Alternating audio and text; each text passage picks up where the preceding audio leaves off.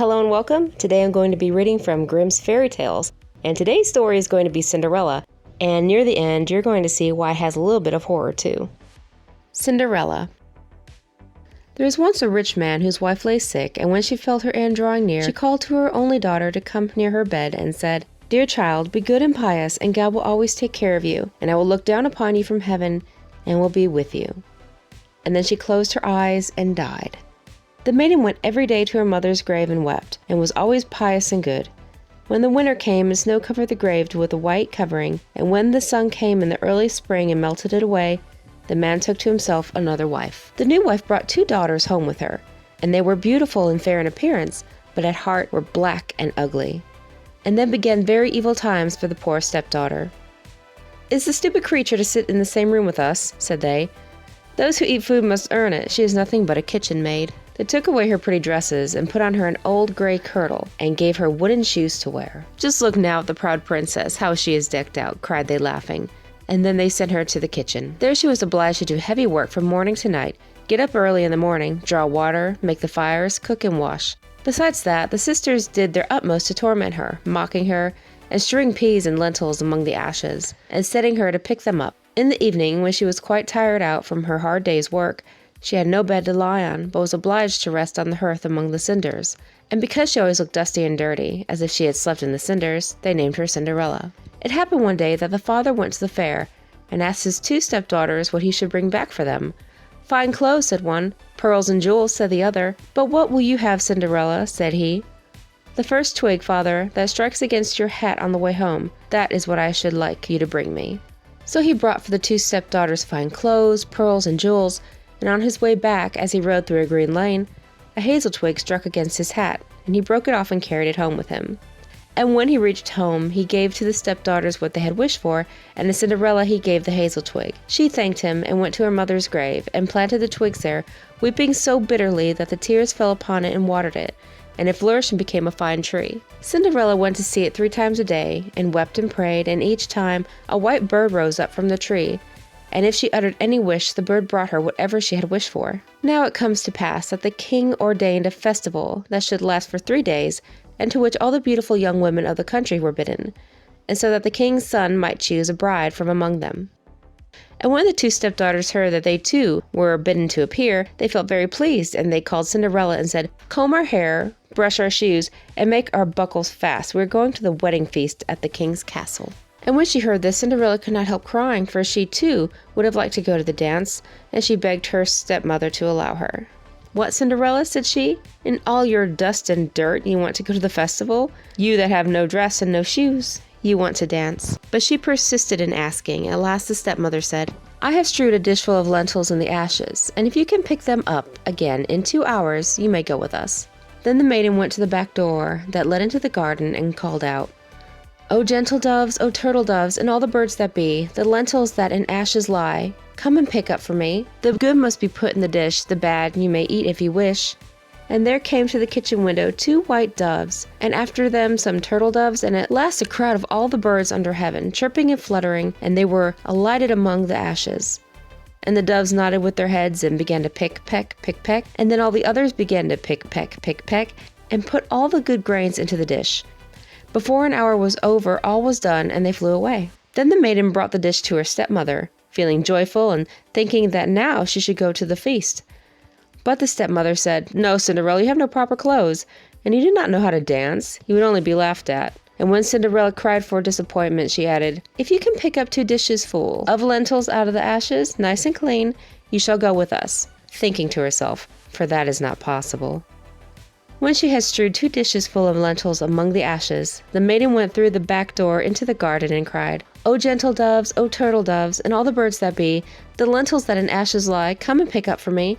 The good must be put in the dish, the bad you may eat if you wish." So there came to the kitchen window 2 white doves, and then some turtle doves, and at last a crowd of all the other birds under heaven, chirping and fluttering, and they were alighted among the ashes. And the doves nodded with their heads and began to pick, peck, and all the others began to pick, peck, and put all the good grains into the dish.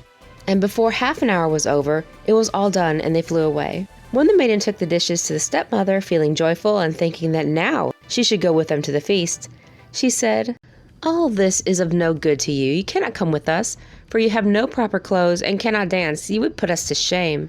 Then she turned her back on poor Cinderella and made haste to set out with her two proud daughters. And as there was no one left in the house, Cinderella went to her mother's grave under the hazel bush and cried, little tree, shake over me, that silver and gold may come down and cover me." Then the bird threw down a dress of gold and silver and a pair of slippers embroidered with silk and silver. And in all the haste she put on the dress and went to the festival. But her stepmother and sisters did not know her and thought she must be a foreign princess.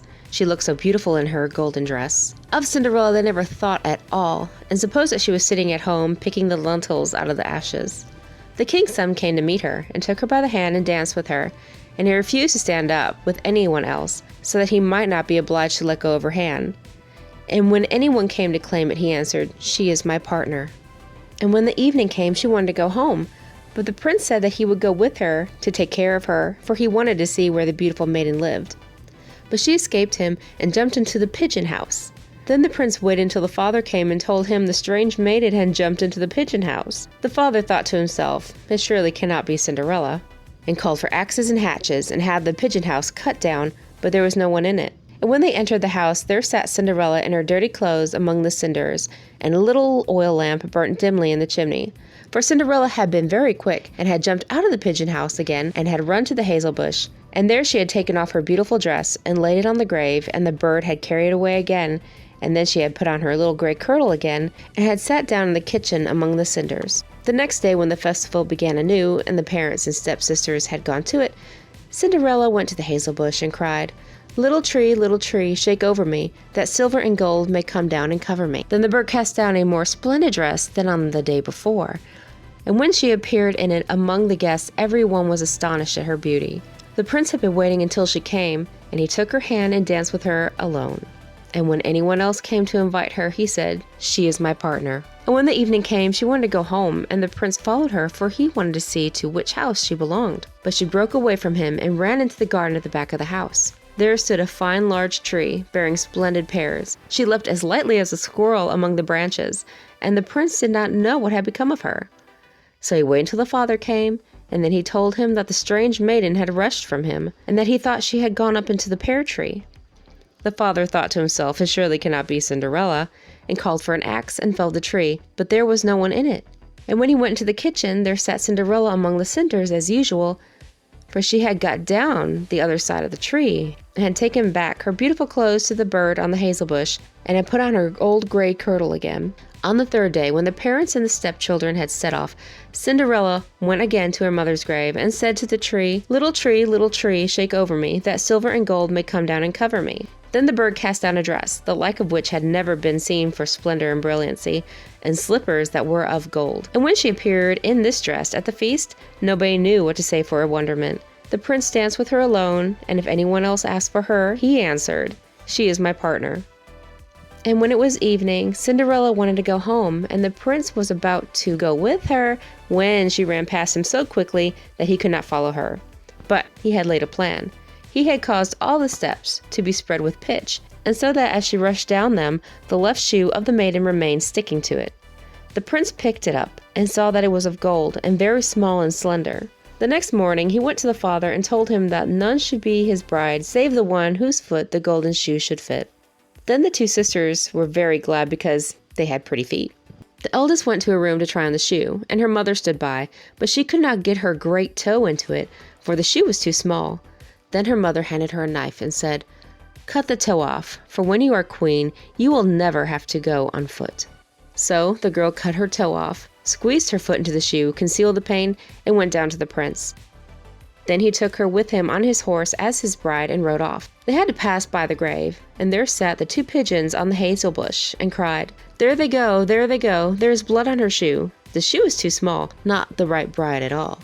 When the prince looked at her shoe, he saw the blood flowing, and he turned his horse around and took the false bride home again, saying that she was not the right one, and that the other sister must try on the shoe. So she went into a room to do so, and got her toes comfortably in, but her heel was too large. Then her mother handed her the knife, saying, "Cut a piece off your heel. When you are queen, you will never have to go on foot." So the girl cut a piece off her heel, and thrust her foot into the shoe, concealed the pain, and went down to the prince. who took his bride before him on his horse and rode off. When they passed by the hazel bush, the 2 pigeons sat there and cried, "There they go, there they go, there's blood on her shoe. The shoe is too small. Not the right bride at all." Then the prince looked at her foot and saw how the blood was flowing from the shoe and staining the white stocking. And he turned his horse around and brought the false bride home again. "That is not the right one," said he. "Have you no other daughter?" "No," said the man. "Only my dead wife left behind her a little stunted Cinderella, but it's impossible that she can be the bride." But the king's son ordered her to be sent for, but the mother said, "Oh no, she is much too dirty, I could not let her be seen." But he would have her fetched, and so Cinderella had to appear.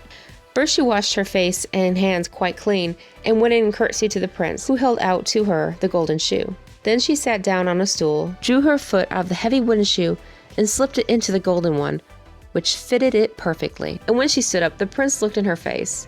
He knew again the beautiful maiden that had danced with him, and he cried, "This is the right bride." The stepmother and the 2 sisters were thunderstruck, and grew pale with anger, but he put Cinderella before him on his horse and rode off. And as they passed the hazel bush, the 2 white pigeons cried, there they go, no blood in her shoe, the shoe's not too small, the right bride is she after all."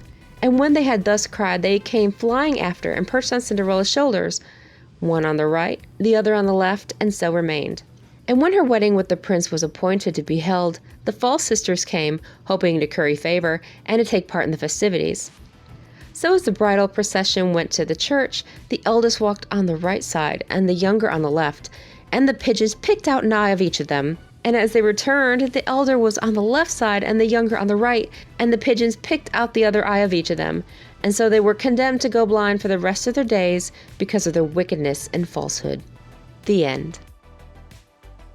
I hope you enjoyed this Brothers Grimm telling of Cinderella. It's a little bit darker than the Disney version, I must admit, but a lot more interesting. You know, instead of redoing all these Disney cartoons into live-action movies, give me the Brothers Grimm fairy tale version of it. This is what I want to see. I want to see birds pecking people's eyes out. I'm just saying. But seriously though, thank you so much for watching. I really appreciate it. Have a good day. Bye.